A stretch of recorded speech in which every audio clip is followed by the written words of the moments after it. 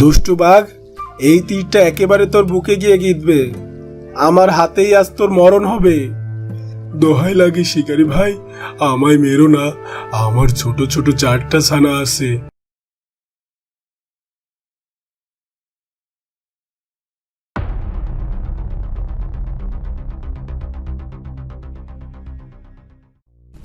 বাহ, হরিণটা তো বেশ স্বাস্থ্যবান মনে হচ্ছে।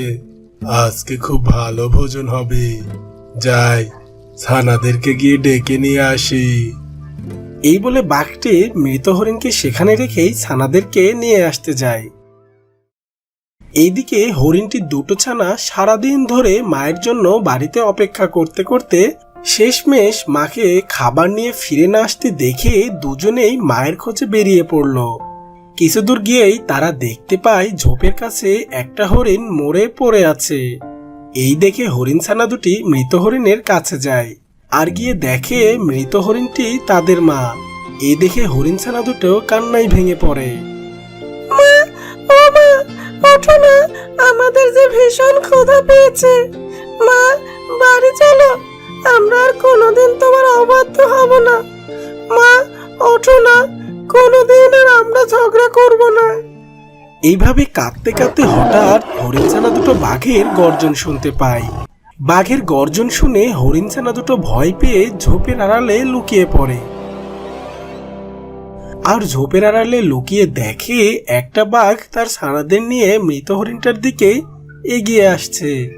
হরিণ ছানাটার কাছে এসে বাঘটি তার ছানাদের বলে, বাচ্চারা, এই মোটা তাজা হরিণটাকে আমি তোমাদের জন্য শিকার করেছি। তোমরা আজ পেট ভরে খাওয়া দাওয়া করো। এই বলে বাঘটি তার ছানাদের নিয়ে মা হরিণটাকে খেতে শুরু করলো। আর ঝোপের আড়ালে লুকিয়ে থাকা হরিণ ছানা দুটো আরো জোরে কাঁদতে শুরু করলো। আমরা যখন আরো ছোট ছিলাম তখন এই বাঘটাই আমাদের বাবাকে মেরেছিল। আজকে আমাদের মাকেও মেরে ফেললো। এখন আমরা কি করব? কার কাছে যাব? কাঁদতে কাঁদতে হরিণ ছানা দুটো ঠিক করলো তারা এই জঙ্গলের সবচেয়ে বুদ্ধিমান প্রাণী শিয়ালের কাছে গিয়ে বাঘের নামে নালিশ জানাবে। তাই তারা দুজনে শিয়ালের কাছে যাওয়ার উদ্দেশ্যে রওনা হলো। শিয়াল মামা, শিয়াল মামা, আমাদের ন্যায় বিচার পাইয়ে দাও। সে কি রে, তোদের আবার কি হলো? আমাদের বাবাকে যে দুষ্ট বাঘটা মেরে ফেলেছিল, সেই বাঘটা আজকে আমাদের মাকেও মেরে ফেলেছে। ওই দুষ্ট বাঘটার জন্য আমরা 2 ভাই এতিম হয়ে গেছি। তুমি এটার বিচার করো শিয়াল মামা। দেখো ভাগ্নেরা, আমি হচ্ছি সামান্য একটা শিয়াল। সামান্য শিয়াল হয়ে বনের রাজা বাঘের বিচার কি করে করব বলো?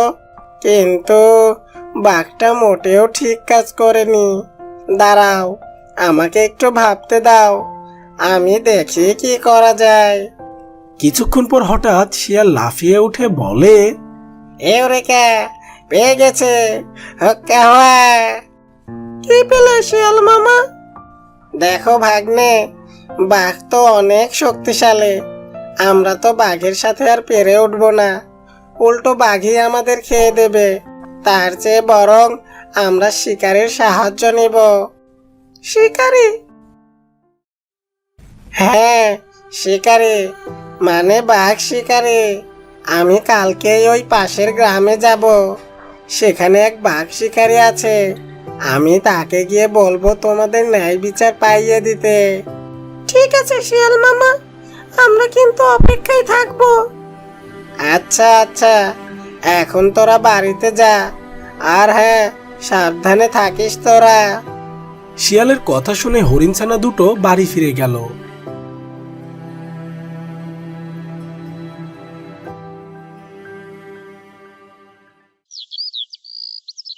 পরদিন সকালে শিয়াল রওনা হয় সেই শিকারীর বাড়িতে যাওয়ার উদ্দেশ্যে। শিকারীর বাড়িতে গিয়ে শিয়াল শিকারীকে ডাকতে থাকে। শিকারে, ও শিকারে, বাড়ি আছো? কে কে ডাকে আমাকে? বাইরে এসে দেখোই না যে কে ডাকে। আরে শিয়াল ভাইয়া যে। চিনতে পেরেছো আমাকে? তোমায় চিনবো না? একবার আমায় এক বিশাল গর্ত থেকে বাঁচিয়ে তুলেছিলে। তোমাকে কি আমি কোনোদিনও ভুলতে পারি? তা বেশ, কিন্তু আমি যে তোমার কাছে একটা কাজ নিয়ে এসেছিলাম। কি কাজ বলোই না। আমি যদি তোমার কোনো কাজে আসতে পারি তবে সেটা আমারই সৌভাগ্য। শিয়ালটি শিকারীকে বাঘ আর হরিণ ছানার সব ঘটনা খুলে বলে। সব শুনে শিকারী বলে, আচ্ছা, তাহলে এই ব্যাপার। ওই দুষ্টু বাঘকে শায়েস্তা করতে হবে, তাই তো?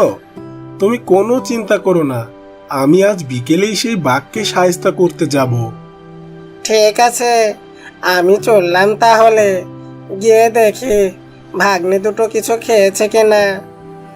এই বলে শিয়ালটি সেখান থেকে চলে যায়।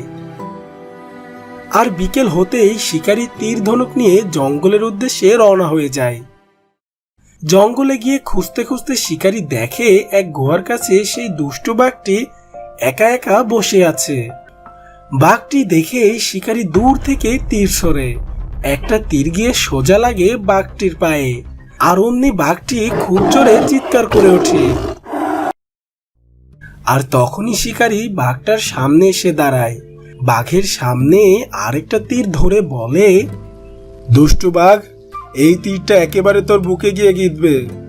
আমার হাতেই আজ তোর মরণ হবে। দোহাই লাগে শিকারী ভাই, আমায় মেরো না। আমার ছোট ছোট 4টা ছানা আছে। আমি মরে গেলে ওদের কি হবে বলো? ওরা যে না খেতে পেয়ে মারা যাবে। ছোট ছোট ছানা? হা হা হা। কদিন আগে যে একটা হরিণকে মেরেছিলি, সেই হরিণটারও তো ছোট ছোট দুটো ছানা ছিল। ওই ছানা দুটো কিভাবে বাঁচবে ভেবেছিস একবার?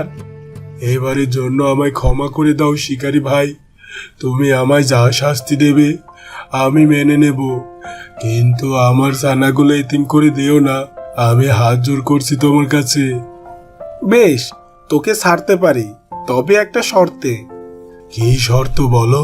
আমি তোমার সব শর্তে রাজি আছি। যে হরিণটাকে তুই মেরেছিস সে হরিণটার ছানা দুটোকে তোকে লালন পালন করতে হবে। তাদের থাকা খাওয়ার যেন কোনো কষ্ট না হয়, আর অন্য কোনো প্রাণী যেন তাদেরকে আক্রমণ করতে না পারে, সেটার দায়িত্বও তোকে নিতে হবে। আমি রাজি শিকারী ভাই, আমি ওদের কোনো কষ্ট হতে দেব না। কিন্তু তুই বা তোর ছানারা যে ওদের খেয়ে ফেলবি না, তার নিশ্চয়তা কে দেবে শুনি? আমি কথা দিচ্ছি, আমরা কেউ ওই হরিণ ছানা দুটোকে মারবো না আর খাবো না।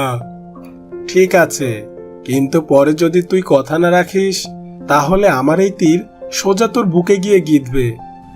এরপর শিয়ালকে সাক্ষী রেখে শিকারী হরিণ ছানা দুটোকে বাঘের কাছে রেখে যায়। সবাই চলে যাওয়ার পর বাঘটি তার ছানাদেরকে ডেকে বলে, দেখো বাচ্চারা, আজ থেকে এই হরিণ ছানা দুটো তোমাদের বন্ধু। ওদেরকে কোনো আঘাত করবে না।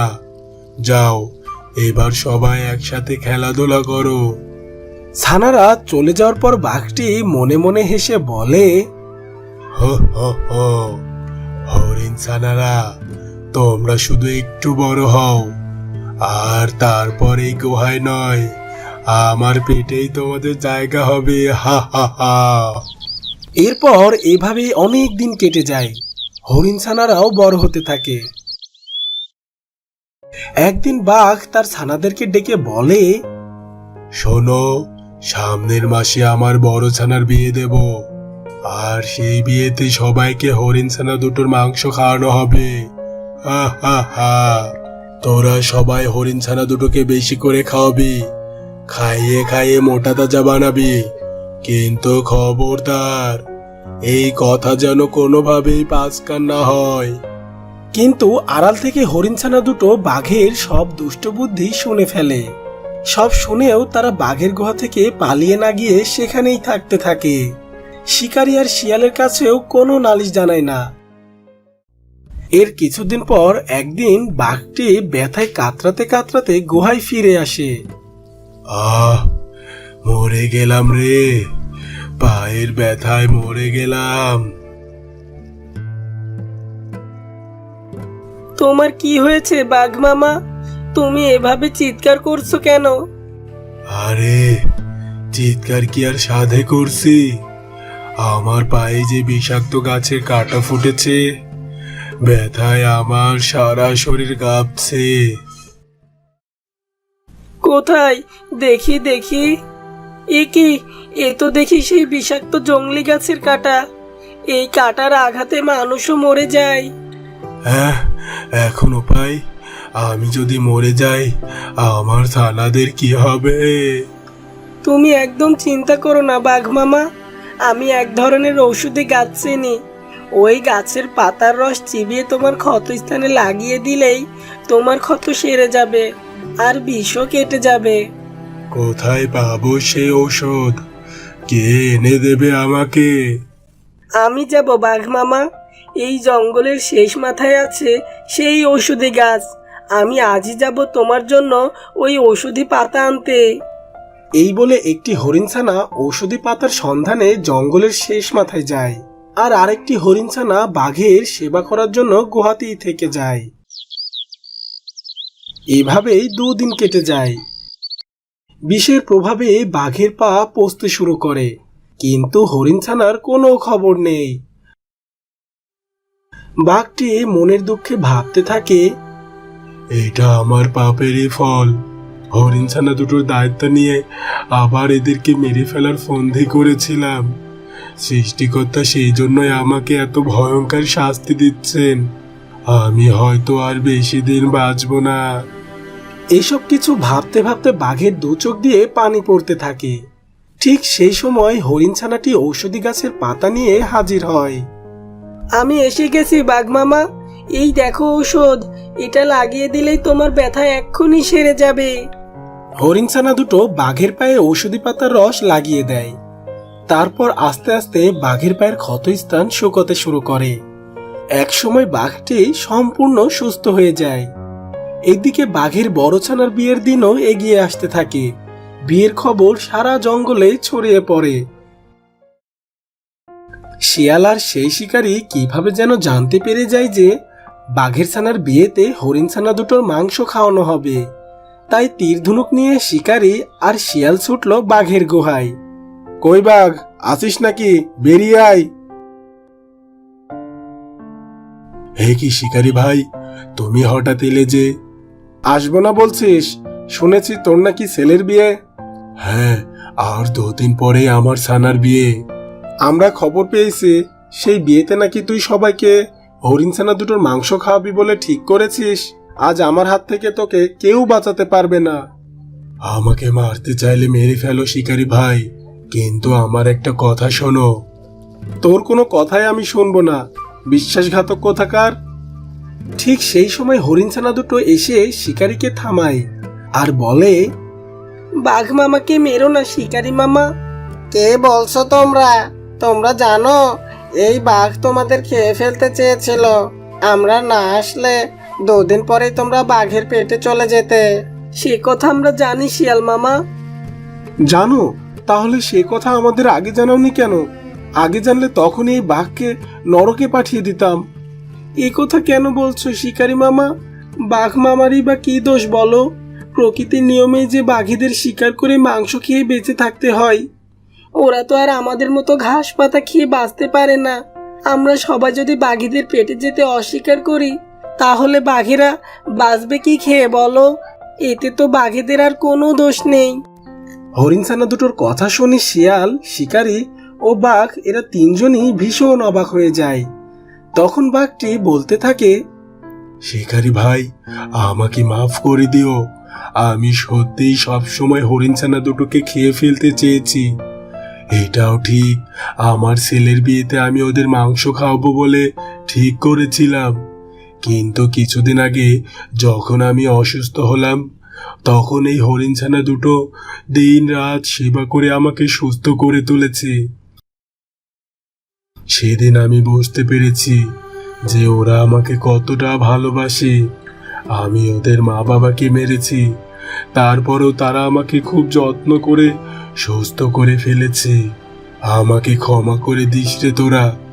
আমি সত্যিই পাপী, কিন্তু তোরা খুব ভালো রে।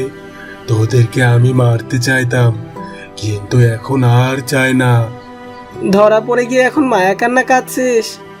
তুমি চাইলে আমাকে মেরে ফেলতে পারো শিকারী ভাই, কারণ আমি স্বীকার করছি যে আমি ভুল করেছি। কিন্তু আমি যে সত্যি আমার ভুল বুঝতে পেরেছি সেটা বিশ্বাস না হলে গুহার পিছন দিকটা দেখে এসো। সেখানে বড় বড় দুটো গরু বাঁধা আছে। আমার ছেলের বিয়েতে খাওয়াবো বলে নিয়ে এসেছি আমি।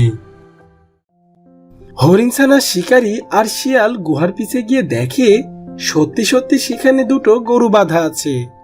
হরিণছানা দুটো বুঝতে পারে বাঘ তাদের সত্যি সত্যিই মন থেকে ভালোবাসতে শুরু করেছে। এরপর হরিণছানা দুটি বাঘের কাছে যায়, আর এভাবেই বাঘ তার সন্তানদের মতো করে হরিণছানা দুটোকে লালন পালন করতে থাকে। তো বন্ধুরা, গল্পটি তোমাদের ভালো লাগলে ভিডিওটিতে একটি লাইক দিয়ে দিও। আর এমনই সব নিত্য নতুন গল্প সবার আগে পেতে চ্যানেলটি এখনই সাবস্ক্রাইব করে পাশে থাকা বেল আইকনটি বাজিয়ে রাখো। দেখা হবে আবারও পরবর্তী নতুন কোনো গল্পে। ধন্যবাদ।